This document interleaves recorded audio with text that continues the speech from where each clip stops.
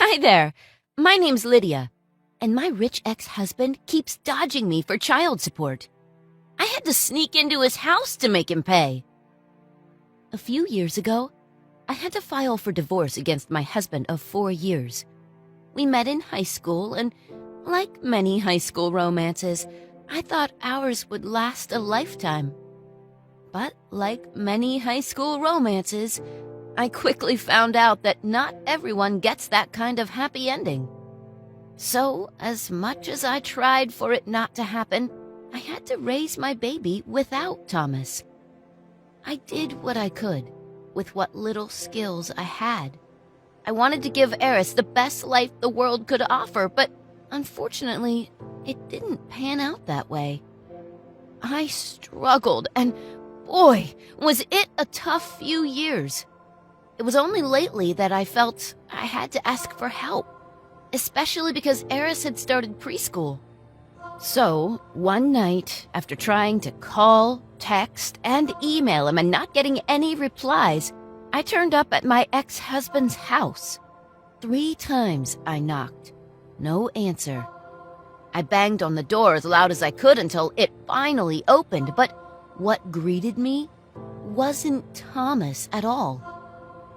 "Who are you?" I'm Lydia. I'm here to see Thomas. He hasn't been returning my calls." "He didn't say a strange woman with a baby will be coming." "I'm his ex-wife. And who are you?" She looked at me from head to toe, her face a stark picture of disinterest. "Stop. Waste of my time, yes. I'll fetch Tom." "Tom! Tom! Ugh, is he deaf when he wants? I come back. Tom!" She turned around, whipping me in the face. She was perfect. Tall, slender, and beautiful. Her blonde hair was pure as snow, and her eyes glittered a piercing blue even in the dim light. But her personality stood in contrast of her beauty. She judged me the moment she saw me, and as she turned to look for Thomas, she slapped one of the maids who was only trying to greet me and shouted at the other staff who were busy cleaning up a mess in the kitchen. She pushed the people who were trying to blow-dry her hair and put her makeup on. It seems, since I'd left, a tyrant had taken up ruling my old house. When she reached the foot of the stairs, she bellowed again, "Tom! Ugly woman with baby is here to see you. You come down or I call my cousin Melania to pick me up." And then finally, as if he had suddenly learnt the meaning of urgency, Tom appeared at the top of the stairs. He smiled down at Anastasia and apologized. Anastasia answered him with a sour expression and whipped around to disappear disapprovingly as the maids followed her with the blow-dryer. "Oh, wow. You've really let yourself go, huh? What are you doing here, Lydia?" "What do you mean, what am I doing here?" "I mean just that. What are you doing here?" "Oh, okay, Tom. I was not informed that with the new nickname, you'd also lost the ability to use your phone, your email, and have completely forgotten how to read. Let me explain so you can understand. And this time, I'll try to keep it simple, baby. Child support. Get the gist?" "See, child support. But why would I want to do that?" "Because you're Eris's father, and since you threw us out of the house, I'm raising her on my own. Should have thought about that when you decided to gain weight and stop wearing makeup." "I was pregnant, which you'll never get, even though you act like a... What's this I hear about child support?" Out of nowhere, Anastasia materialized like a furious dark elf. Her accent miraculously gone. Oh, nothing, honey baby. My ex-wife is just talking silly stuff. Please don't worry yourself, honey cakes. Just focus on getting yourself ready for our big night. And then..." Thomas turned to me. "You see, We have a busy night. My entire office is gonna come over. We have this whole party set up. My bosses are gonna be here. I'm about to get a promotion. So it's a bit busy. I mean, why don't you come back next week? Why would she need to come back? As soon as you get that promotion, you promised we'd be on a holiday. I will not let this ugly, sad woman clown and her ugly baby get in the way of me getting a tan in Bermuda. Oh, a holiday, did she say? Thomas looked embarrassed, as if his new girlfriend had just let slip something he didn't want me to know. So, you want me to come back next week while you were away, huh? Oh, shut your mouth, Lydia. This is all your fault. I'm rich now, and I can afford things. You were no longer on the same level as me. I deserve someone like Anastasia. Someone beautiful and young and slim. I deserve so much more than a frumpy, no-makeup, no-style woman who still hasn't gotten rid of the baby fat she gained almost 5 years after having her baby. A baby you don't even acknowledge, and who I've had to raise on my own. I may be cleaning people's houses for a living just to survive, but it's nothing compared to cleaning houses. Tom, did your ugly ex-wife just say she's a maid? Oh my! You, woman with frizzy hair, go away! Tom and I are inseparable now. He will never pay you for anything. He's with me now, and everything about Tom, his time, his effort, his heart, his money, this house, it's all from me. And you will never get in the way. Goodbye. That's disgusting. Tom looked at me as if I'd just said something horrible. Seriously, Lydia? Cleaning houses? How gross. You know how embarrassing it is just to think that I'm vaguely associated with you, and now you're raising my daughter around that type of thing? What will my friends at the country club say? That my daughter is being raised by someone who cleans toilets and does people's laundry? You really are low class. Oh, so now she's your daughter? What are you doing, Tom? Why are you still talking? I've already said goodbye to this disastrous woman. You know what, Lydia? Here's a better deal. How about I call my lawyer friends and you don't get anything? No child support, no daughter. I'm taking you to court for trying to extort money from me, and I'm suing for full custody of whatever her name is. He slammed the door in my face.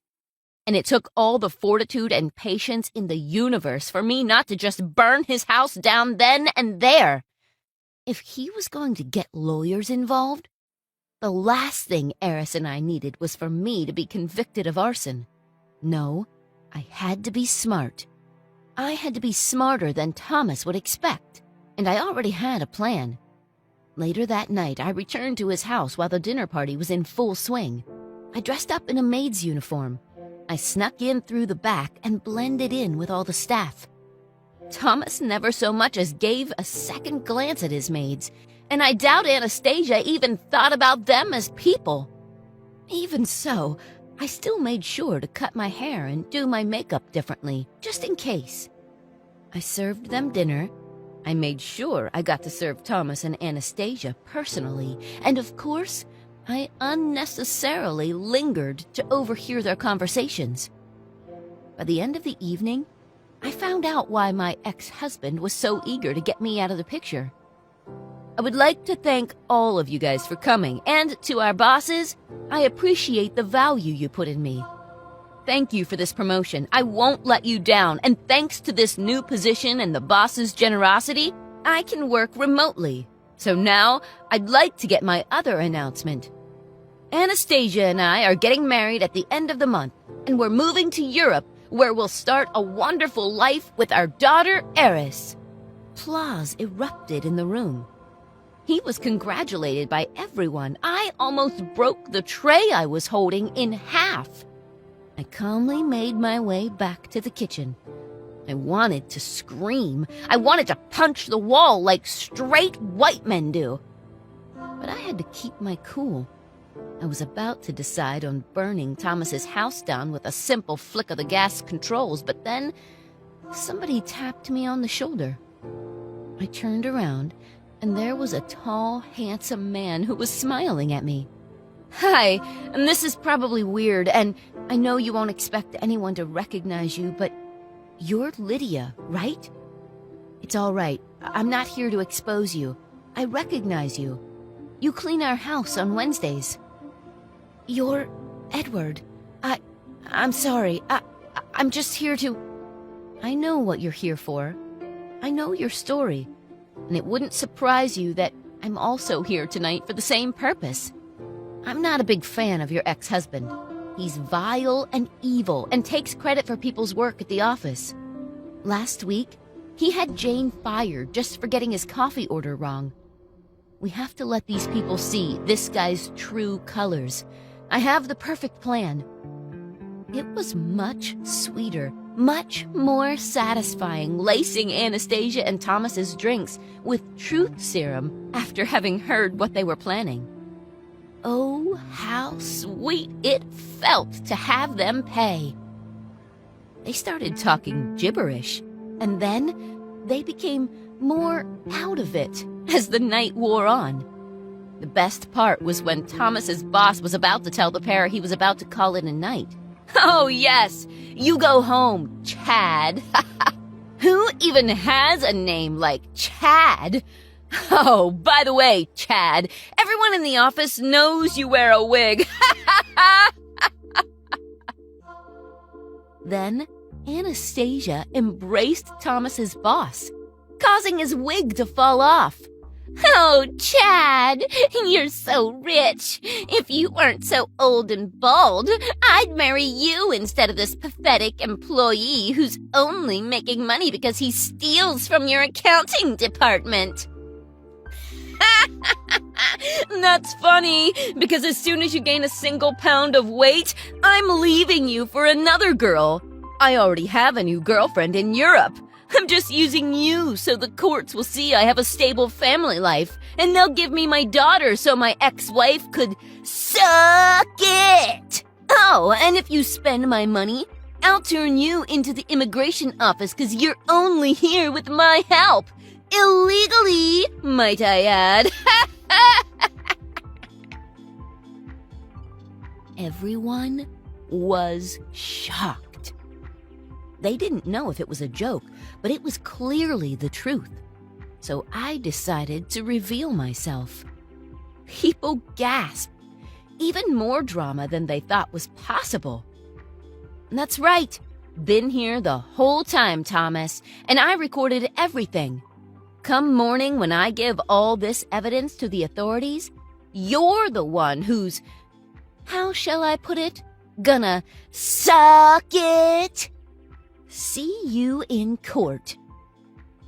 Edward took my hand, and together we left that house.